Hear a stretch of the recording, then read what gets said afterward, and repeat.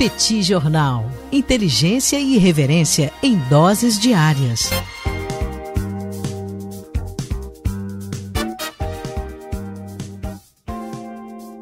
Olá, gente! Bem-vindos a mais um bate-papo do Petit Jornal, esse encontro semanal entre esse que vos fala, Daniel Souza, e Tanguy o Bagdadi, para repercutir um pouco os acontecimentos de economia e política internacional dos últimos dias. Tudo bem por aí, Tanguy? Tudo bem, Daniel. Daniel, hoje eu decidi que eu vou fazer diferente.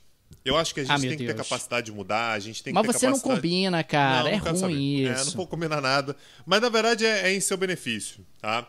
Eu acho que hoje você merece um afago. Eu acho que hoje você merece uma atenção que eu confesso que eu não venho te dando. Porque assim, está na pauta aqui o Copom. Porra, Daniel, Copom certo. De novo e tal. Mas hoje me parece que é importante. Então eu vou deixar você falar sobre o Copom sem comentários...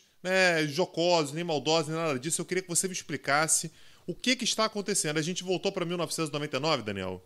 Mais ou menos, Tanguy. Hoje o Copom aumentou a taxa de juros base, a Selic, em 1,5%, o que foi, sem dúvida alguma, algo bastante impressionante. Parece que a gente está voltando para aqueles períodos de inflação alta. Aliás, parece não, está voltando para aqueles períodos de inflação alta.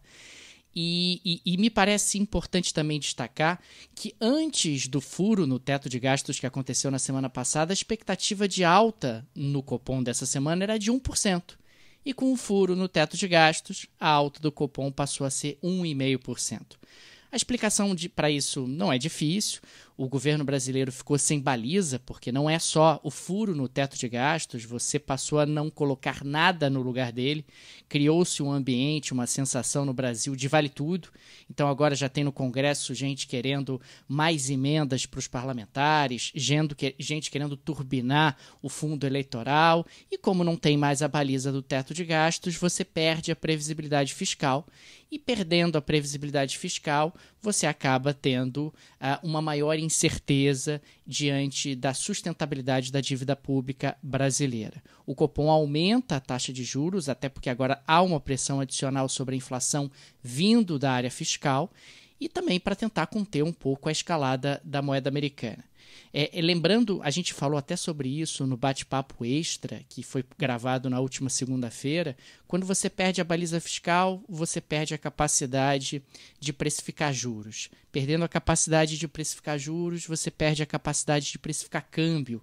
Perdendo a capacidade de precificar câmbio, você perde a capacidade de precificar inflação. E perdendo a capacidade de precificar inflação, você tem dificuldade para saber a taxa de retorno dos investimentos, tem dificuldade para tomar decisões econômicas de mais longo prazo.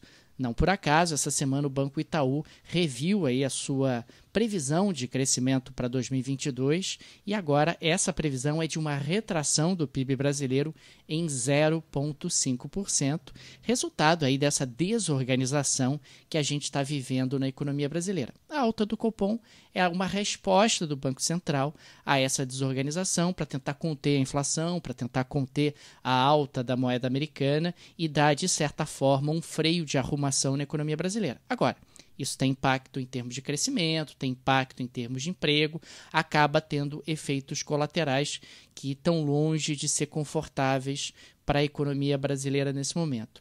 Então, a gente está falando de um momento difícil pelo qual atravessa a economia brasileira, principalmente pela perspectiva de que não há rumo. Não há rumo, o governo foi sequestrado pelo Centrão, vale tudo, vamos que vamos, porque ano que vem tem eleição. Então, assim, quem está feliz nesse momento no Brasil são os rentistas, é isso? Mais ou menos, porque a taxa de juro brasileira atingindo 7,75%, a taxa Selic, ela ainda está abaixo da inflação. Então, em termos reais, quando você pega a taxa nominal e desconta a inflação, ela ainda está negativa. O Copom, embora ele esteja realizando esses aumentos significativos da taxa Selic, da meta para a taxa Selic, e o mais significativo foi esse último, de 1,5%, que aconteceu nessa quarta-feira, na qual a gente está gravando esse bate-papo, ainda não foi suficiente sequer para a Selic alcançar a inflação, o que é algo, no mínimo, impressionante e denota que novas altas da taxa Selic vão acontecer daqui para frente. Perfeito. Daniel, recentemente a gente já falou sobre isso algumas vezes aqui, né, Daniel, que dar uma atenção para o continente africano é algo necessário, né? O continente africano, acho que às vezes aparece pouco, né? Em momentos de crise, de fato, no noticiário, né, acerca de temas internacionais. E a gente vem tentando, eu acho que ainda merece um esforço, né? Mas vem tentando fazer uma certa cobertura aqui também sobre o que vem acontecendo no continente africano. Então, recentemente, a gente falou, seja em bate-papo, seja em colunas, né? Eu lembro de ter feito colunas sobre isso, sobre golpes no Mali e na Guiné. E nessa segunda-feira, né, então anteontem, lembrando, a gente está gravando esse bate-papo aqui na quarta-feira à noite, né, numa live no Instagram, a gente teve mais um golpe no continente africano, dessa vez no Sudão. E sempre lembrando, né? Sudão, não o Sudão do Sul, né? Sudão. O Sudão mesmo. Sudão sem ser não o Sudão do Sul. Okay. O Sudão, só para a gente lembrar, Daniel, é um país que tem uma importância grande, porque é o terceiro maior país do continente africano. Né? Então, assim... Geograficamente, territorialmente falando. Não em termos de população, a população do Sudão é mais ou menos o tamanho da população argentina. Então, não é uma população imensa, apesar de grande, mas é o terceiro maior país do continente africano, né? Então está atrás somente da Argélia e da República Democrática do Congo. Então, assim, não é pouca coisa. E lembremos, isso aqui a gente comentou também, quando aconteceu no ano de 2019, protestos populares acabaram levando à queda do Omar al-Bashir. O Omar al-Bashir ele foi presidente do Sudão ao longo de 30 anos. Era procurado por tribunais internacionais, né, TPI. Então a ideia era prender o cara e levá-lo para lá por crime de genocídio. E, aliás, estão inclusive na expectativa de entregar o Omar al-Bashir exatamente para autoridades internacionais. Então, desde o ano de 2019, né, quando protestos acabam levando à queda do Omar al-Bashir, a gente tinha uma junta, né, basicamente, que administrava o país, que envolvia tanto civis quanto militares. Começou a não dar certo. Civis e militares tinham visões muito diferentes acerca dos rumos do país, e os militares, utilizando, portanto, né, do seu arcabouço tradicional, começaram a tentar pensar em golpe. Tentaram dar um golpe no mês passado, em setembro, não aconteceu, não rolou, mas nessa segunda-feira, finalmente, eles deram um golpe de Estado, prenderam o primeiro-ministro, que na verdade é o primeiro-ministro interino, né? Porque a ideia era organizar o país para ter eleições em 2023, então todo o governo ali era interino, não passou por eleições, que era o Abdallah Hamdok, foi preso, ninguém sabe exatamente onde é que ele está. Então, nesse momento, nós temos um governo militar sendo implementado no Sudão. E isso está trazendo consequências enormes para o país, pelo fato de que há, de fato, um grande isolamento do Sudão nesse momento. Havia muita esperança, né, muita expectativa por conta exatamente da queda do Bashir, mas acabou que a democracia teve vida muito curta. Então, o que os militares estão dizendo é que havia um choque entre diferentes correntes no país. Parêntese, né? Esse choque, em parte, tinha os militares como um dos seus atores, então tomaram o poder no país, e aí isso acabou levando os Estados Unidos, por exemplo, a bloquear recursos que iriam para o Sudão. O Banco Mundial também já congelou a ajuda que daria, né, que estava prometida para o Sudão, e a União Africana, faz algumas poucas horas, nessa quarta-feira, suspendeu o Sudão. As ruas estão cheias de pessoas protestando, aliás, grupos muito parecidos com aqueles que ajudaram na queda do Omar al-Bashir em 2019, né, 2 anos atrás, mas o governo militar tem reagido com violência, com bastante violência, bastante truculência. Então a situação em Khartoum, principalmente, na capital do Sudão, nesse momento é uma situação bastante complicada, bastante difícil. Vale acompanhar, mais uma vez, não é um país pequeno, não é um país desimportante no continente africano. Lembrando sempre que, no caso do continente africano, a União Africana funciona muito bem, né? A União Africana ela tem realmente uma institucionalidade e uma autoridade junto às nações africanas muito significativa. Me impressiona sempre que a União Africana ela não titubeia. Teve um problema mais sério, a nação saiu da linha, ela já age dentro das suas prerrogativas, dentro das suas possibilidades. A gente vê uma série de outros blocos regionais que não têm a mesma firmeza da União Africana em momentos como esse. E com uma agilidade grande, né, Daniel? O golpe aconteceu na segunda-feira. Tem determinadas regiões que vão falar assim, vamos esperar a próxima cúpula, vamos ver, vamos tentar negociar e tal. 2 dias depois, o Sudão já está suspenso da União Africana, que há exemplo, aliás, do que aconteceu, por exemplo, no caso do Mali. O Mali também foi suspenso com uma velocidade muito grande, uma forma de pressionar, uma forma de demonstrar que a União Africana sabe a importância que há, que reside na democracia, né? Democracias ainda instáveis, né? Com carências institucionais importantes. Então, a partir do momento em que a democracia sai dos trilhos num país como o Sudão, isso acaba sendo importante para o continente africano de uma forma geral. Então, de fato, é uma instituição que funciona de maneira bastante exemplar, né? A gente pode colocar assim. Sempre lembrando que a gente está falando de uma União Africana que, quando faz isso, impõe um isolamento ao país que dificulta muito a vida dos golpistas, né? Dificulta muito a vida de quem está no poder, aumenta a pressão e, consequentemente, a União Africana tem justamente esse objetivo quando atua dessa forma. Perfeito. Daniel, auxílio vai ter? Vamos receber um dinheirinho aí? Como é que vai ser? Ô, Tanguy, a gente falou bastante sobre o Auxílio Brasil. Aliás, eu gravei uma coluna na semana passada mostrando que ele está longe de ser um Bolsa Família, não é o Bolsa Família, como muitas vezes é colocado. Então, quem tiver maior curiosidade sobre esse tema, tem uma coluna gravada no nosso feed. Mas o fato, Tanguy, é que o Auxílio Brasil, que se tornou um jabuti da PEC dos precatórios, aquela PEC dos calotes, a PEC do calote, subiu no telhado. O Arthur Lira foi obrigado a adiar a votação na Câmara dos Deputados.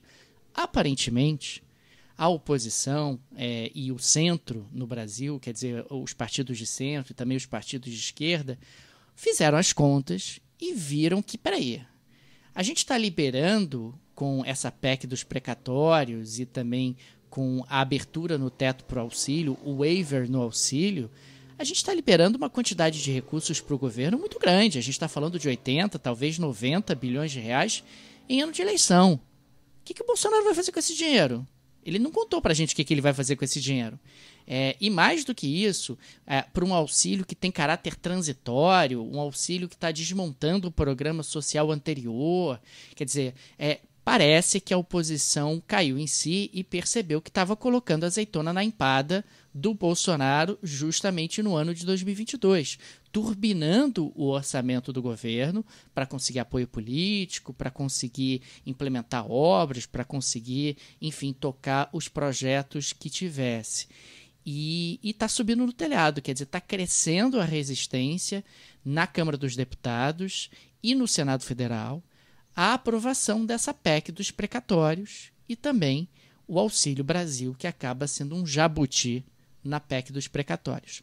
A ver o que vai acontecer ao longo dos próximos tempos, porque o governo não se programou, o auxílio emergencial está chegando ao seu fim, não tem tempo, não tem prazo. Se estourar o prazo, o governo não pode criar o Auxílio Brasil justamente porque entra ali no período eleitoral e a legislação brasileira não permite a criação de um programa como esse num período muito curto próximo à eleição.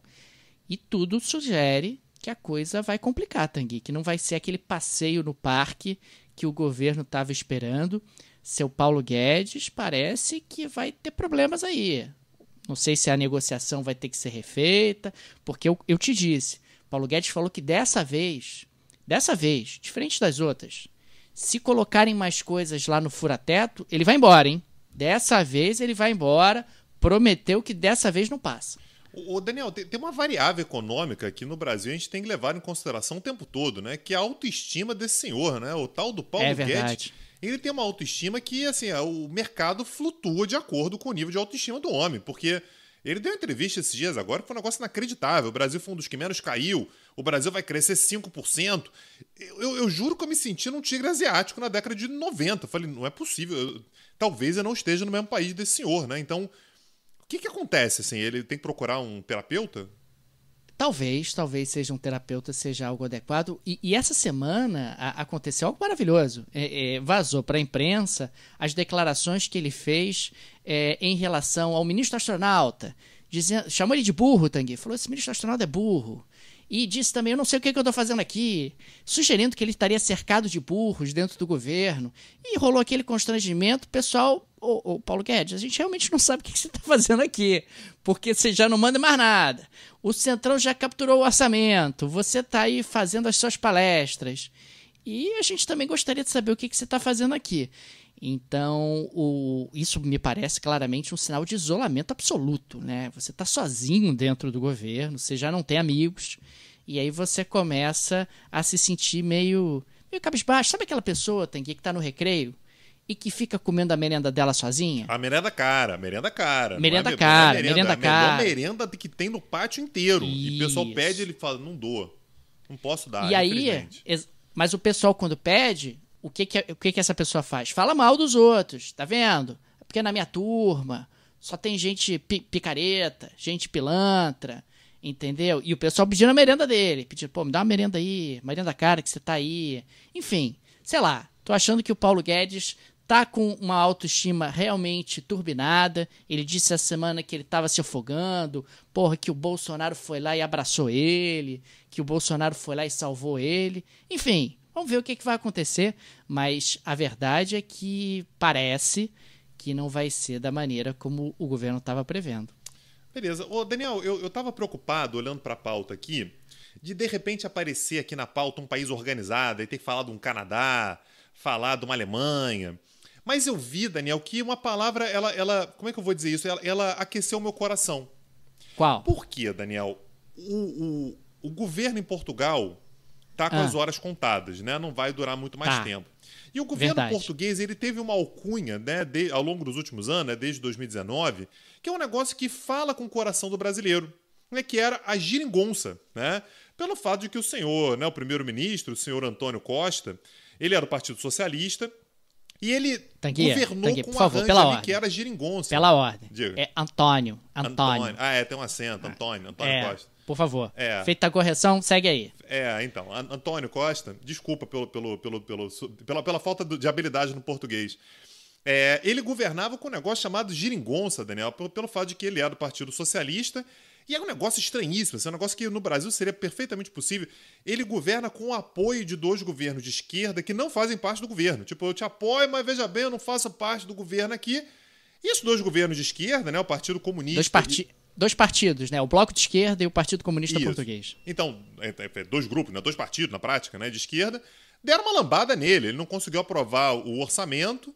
E aí os 2 partidos não votaram junto com ele, que também não faziam parte do governo. E basicamente o presidente do país, né, disse que, olha, ou aprova orçamento ou tem eleição. Né? E basicamente não aprovou orçamento. Eu acho que está com tudo encaminhado para a gente ter a queda finalmente do Antônio Costa e novas eleições em Portugal, não é isso? É mais ou menos isso sim, Tanguy. É importante destacar que a geringonça já está enferrujando, não é de hoje. Já tem pelo menos uns 2 a 3 anos que a geringonça tem dado sinais de fadiga. Daniel, deixa eu te contar uma coisa. Tá tendo ali um estranhamento. O nome geringonça já é enferrujado, cara. O nome geringonça é de coisa enferrujada. Não tem a geringonça nova, não existe geringonça nova, geringonça é enferrujada. Mas a geringonça estava dando sinais de que ia travar, Tanguy. Estava dando sinais de que ia emperrar, que a coisa ia desandar. E a coisa desandou de vez agora na votação do orçamento para 2022, o chamado Orçamento do Estado, no Parlamento Português. O Antônio Costa, ele não tem maioria, ele acaba sendo obrigado a ter os votos justamente do Bloco de Esquerda e do Partido Comunista Português para formar um governo, e na hora da votação do orçamento, o Bloco de Esquerda e o Partido Comunista Português votaram com a oposição. Votaram com a oposição basicamente por considerar o orçamento muito fiscalista, que não estava dando ali os reajustes devidos em algumas áreas que esses 2 grupos consideravam prioritárias. Diante de um cenário como esse, em condições normais, o primeiro-ministro pede o boné. Né? Se você não consegue aprovar o orçamento para o ano de 2022, você perdeu as condições de governar. Só que o Antônio Costa anunciou hoje: daqui não saio, daqui ninguém me tira, não me demito. E o Marcelo Rebelo de Sousa, o presidente da República, lembrando que em Portugal o presidente não tem partido, quer dizer, ele teve partido no passado, mas ele abdica da sua filiação partidária para se tornar presidente. O Marcelo Rebelo de Sousa, ele era do PSD, que é o partido de centro-direita, o arqui-inimigo do Partido Socialista. São os 2 grandes partidos portugueses. PSD... Deu pra perceber que ele não titubeou muito. Não aprovou o orçamento, vou dissolver esse negócio aí, ó. Se não pedir demissão amanhã, ó, te dou até 16 horas de amanhã pra você dar um jeito aí. Eu percebi que não teve assim, não, mas não quer tentar de novo? Você não quer um tempo pra fazer uma articulação? Não teve nada disso, né? Foi assim, hoje porra, amanhã a gente resolve isso. exatamente aí que eu queria chegar. Quer dizer, o presidente poderia dizer à nação, olha, de repente o primeiro-ministro vai negociar um pouco melhor, vai propor ajustes no orçamento e um novo orçamento pode ser aprovado, mas não. Ele se antecipou e já sinalizou, olha, vou dissolver o parlamento, que é um poder que o presidente português tem, vou dissolver o parlamento e vou convocar novas eleições, e aí seja o que Deus quiser. Pode ser, inclusive, que o Partido Socialista perca a maioria, ou melhor, perca a vantagem que ele tem e seja substituído por um governo, quem sabe, talvez, hipoteticamente, do PSD, que é justamente o partido que era do Marcelo Rebelo de Sousa quando ele era um político da ativa, digamos assim, da ativa partidária. Isso se torna ainda mais complexo porque, recentemente, houve em Portugal as eleições autárquicas, que são as eleições regionais, né? As eleições das câmaras municipais, etc. E o PSD foi bem, foi melhor do que o esperado. O PSD, por exemplo, conseguiu a Câmara de Lisboa, né? Se tornou o controlador da Câmara de Lisboa. Então, existe um certo clima em Portugal que, olha, sei lá, se a gente dissolver o parlamento, acho que a gente pode derrubar o PS, pode tirar o Partido Socialista do governo, e você tem toda a razão com a sua percepção de que o Marcelo Rebelo de Sousa, o presidente português, não titubeou na primeira dificuldade, falou, sei lá, hein, acho que esse governo perdeu condições de governar. Maravilha. Daniel, vamos para a Ásia, falar um pouquinho sobre a Ásia aqui? Opa, vamos lá. Daniel, já tem tempo, né, que a gente comenta aqui sobre as brigas entre China e Índia, e aqui de forma literal, a paus e pedras, né? China e Índia têm problemas na fronteira ali, aliás, não são poucos os problemas na fronteira, e existe basicamente um entendimento de que eles não vão usar armas de fogo. Chegou a ter disparos, né, de tiros, mas ambos falam que foi de advertência, sempre culpam o outro e tal, mas briga mesmo é na amizade, Daniel, na honra, né? São sujeitos ali que estão trocando socos em horários marcados a 4 mil metros de altitude. É guerra tradicional, não tem esse negócio de trairagem, de usar Tem pólvora. Seu valor, Tanguy. Eu acho, tem seu valor. Eu acho bonito, eu acho realmente bonito. E eles estão no impasse, né, China e Índia, desde março de 2020. Né? Então já tem um ano e meio que eles estão no impasse, basicamente porque a Índia queria construir uma estrada lá enfim, mais uma vez, a 4 mil metros de altitude, dentro do território que a Índia entende que é dela. Pra que essa estrada, Tanguy? Pra que essa estrada que vai do nada pra lugar nenhum, Tanguy? Pra que isso? Essa é a pergunta. É pra provocar? É pra provocar a China? Fez. Falou, porra, a Índia tá querendo construir uma estrada num lugar que não tem absolutamente nada, de repente vai querer fazer uma base militar e vai me complicar. O que a China diz? Olha, não aceito que você construa essa estrada aí, essa estrada vai passar por um território que eu considero que é meu. A Índia diz, é seu porra nenhuma, a China diz, é meu sim, e eles dão porrada um no outro, né? Literalmente socos, pedradas e pauladas um no outro. Então, já tem mais de um ano que eles estão frente a frente, né? Basicamente exército com exército se encarando, sem trocar tiro, eventualmente trocando socos. Mais uma vez, isso é uma realidade que se estende há bastante tempo, mas que está numa situação de tensão maior desde março do ano passado. Pois bem, essa semana agora, Daniel, a China aprovou uma lei que passa a valer a partir de 1º de janeiro de 2022, que soa extremamente ameaçadora para a Índia. Lembremos que a China ela tem algumas dimensões que são meio assustadoras, né? A China tem, por exemplo, 22 mil quilômetros de fronteira. Só para fazer uma comparação, o Brasil, que não é exatamente um país pequeno, tem 15 mil quilômetros de fronteira. A China tem 22 mil quilômetros de fronteira. A China faz fronteira com 14 países, inclusive 3 deles com bombas nucleares. Né? A gente está falando de uma fronteira com a Índia, fronteira com a Rússia, fronteira com a Coreia do Norte e tem o Paquistão, que também não está longe ali. Essa lei Rapaz, muita gente complicada, hein? Muita gente complicada num espaço pequeno, né? Eu tô achando que a China, na verdade, ela é pé frio, cara, que ela atrai esses malucos todos. A lei que foi aprovada pela China, Daniel, ela basicamente diz que a China vai, a partir de agora, começar a reforçar as suas fronteiras. E aí termo... Sei não, hein? Acho esquisito isso, hein? Um termo que foi utilizado nessa lei foi considerado uma provocação por parte da Índia, que é dizer o seguinte: as nossas fronteiras são sagradas e invioláveis. Lembremos, Daniel, que o problema da fronteira que a gente tem ali entre China e Índia é o fato de que não tem fronteira demarcada. A fronteira não está clara onde é que é. Então, onde é que é a fronteira, Daniel? Onde está o seu soldado? O seu soldado está ali, a fronteira é ali. meu soldado tá manda aqui. Uma pessoa lá, manda alguém lá pintar no chão, dá um jeito lá, não pode fazer isso não. Tá faltando. Bota lá a linha tracejada no chão. Pois é, aí, não tem Daniel, como fazer o que isso? faz falta na Índia e na China? Falta para esses países, Daniel, uma tradição cartoral, uma tradição cartorária, como aquela portuguesa. Vai aparecer um documento ali, vai falar, é meu sim, tem aqui o oficial de justiça, não sei o que. Tipo a linha de Tordesilhas, né? Tipo a linha de Tordesilhas que passava em Cananéia e quando viu os portugueses estavam no Uruguai. Exatamente. Não é isso? É isso. Falta esse tino pro negócio. Mas basicamente o recado que a China tá dando com isso, Daniel, eu não vou arredar pé.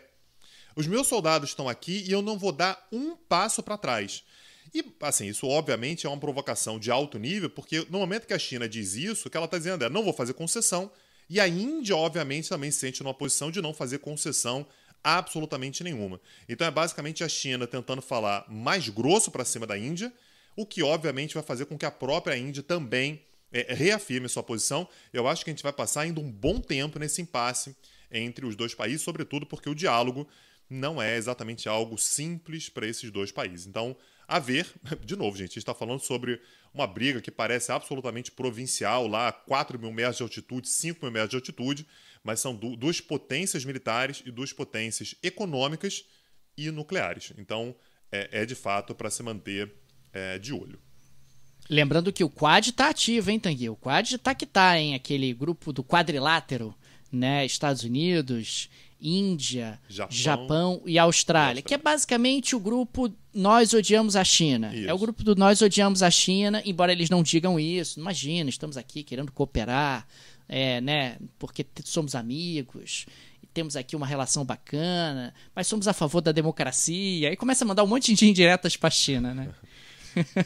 Então é apenas uma coincidência, são apenas coincidências. Daniel, me conta aqui uma coisa, se você pudesse escolher, em termos econômicos apenas, não estou falando em termos humanos, tá? Certo. Um Brexit ou uma pandemia? Olha, em termos econômicos, estritamente econômicos, a pandemia gera menos impacto, Tanguy. Pelo menos foi isso que disse aqui o senhor Richard Hughes. Richard Hughes. Ele é responsável pelo Office for Budget Responsibility, que é um órgão do governo britânico que tem uma certa independência, que faz o monitoramento de contas públicas, né, de responsabilidade fiscal, como o próprio nome sugere. E ele fez uma declaração que repercutiu bastante no Reino Unido. Segundo ele, o impacto do Brexit no longo prazo será um impacto de 4% do PIB, sobre o PIB do Reino Unido, sobre o PIB do UK.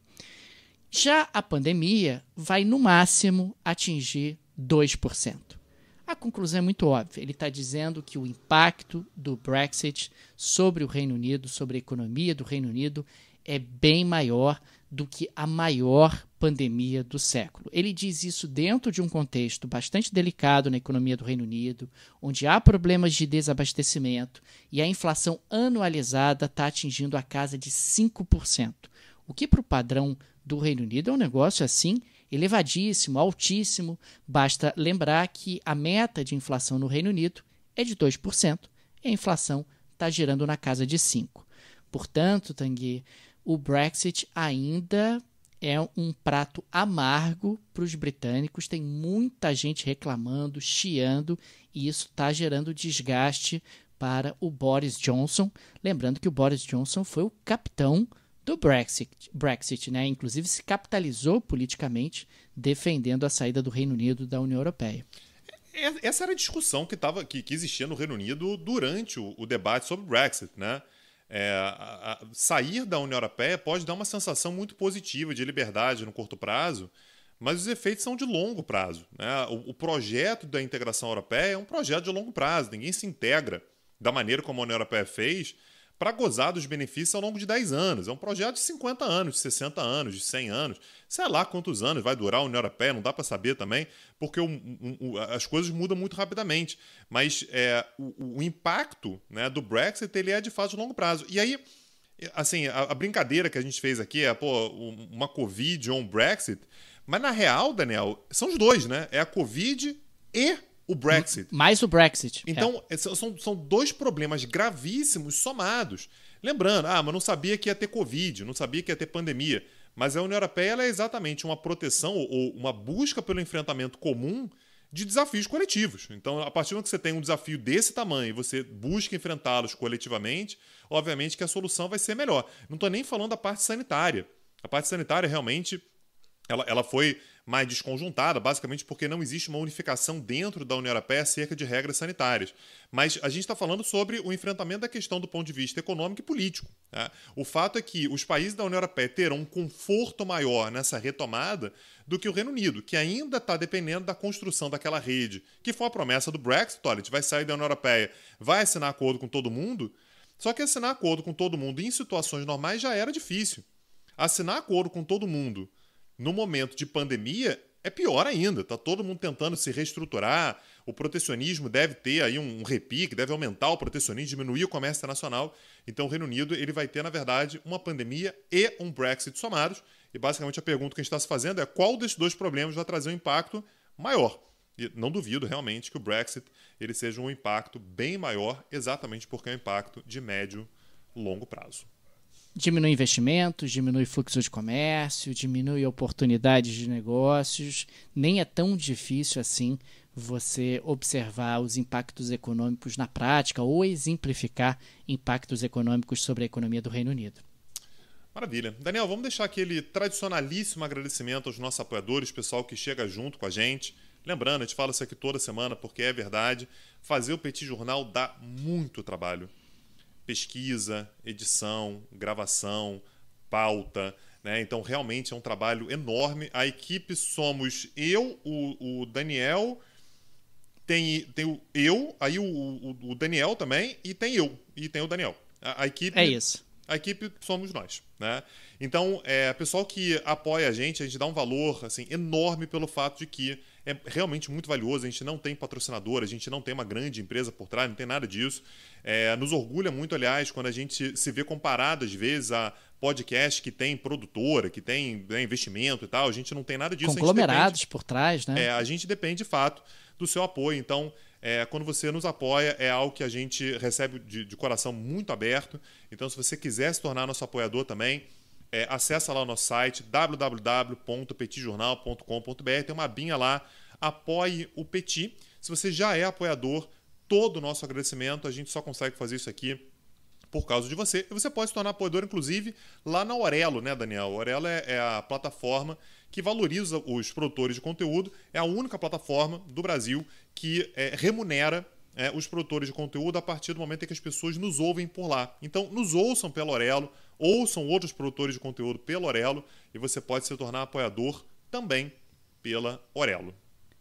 E fica o convite para acessar o site do nosso outro projeto, né, Tanguy, da spin-off do Petit Jornal, petitcursos.com.br, que tem uma série de aulas gratuitas, cursos de aprofundamento sobre os mais diferentes temas. Dá lá uma olhada no cardápio que eu tenho certeza que você vai gostar. Ontem tivemos mais uma aula do nosso curso dedicado à Alemanha. Falamos bastante de Angela Merkel, falamos da infância de Angela Merkel. Tanguy descobriu o nome verdadeiro de Angela Merkel, que não é Angela Merkel. Não é verdade, Tanguy? Não, peraí. O nome dela é Angela Merkel. Pera lá. Ela teve um nome de solteira. Aí são outros 500. É verdade. Mas eu também não vou ficar... Daniel, eu não vou ficar falando sobre isso aqui não, tá, Daniel? Teve uma aula inteira. Querendo assistir, entra lá, petitcursos.com.br. A aula tá excelente. Foi a terceira aula. Ainda tem mais uma. Quem se inscrever agora consegue assistir as 3 aulas anteriores gravadas. E tem uma outra aula na próxima terça-feira, 21 horas, sobre os desafios da Alemanha contemporânea, principais parcerias, né, principais temas tratados pela Alemanha. E essa aula vai ficar excelente também. Maravilha. E, Daniel, deixar mais uma vez aqui o agradecimento para quem nos acompanha. Ajudem a divulgar o Petit Jornal, falem para as pessoas. Pô, vi um tema que pode interessar alguém e tal. Indica o Petit Jornal, vocês ajudam demais a gente fazendo isso. Semana que vem, estamos de volta. Gente, um abraço, até a próxima. Um abraço, tchau, tchau. Petit Jornal. Inteligência e irreverência em doses diárias. Acesse www.petijornal.com.br.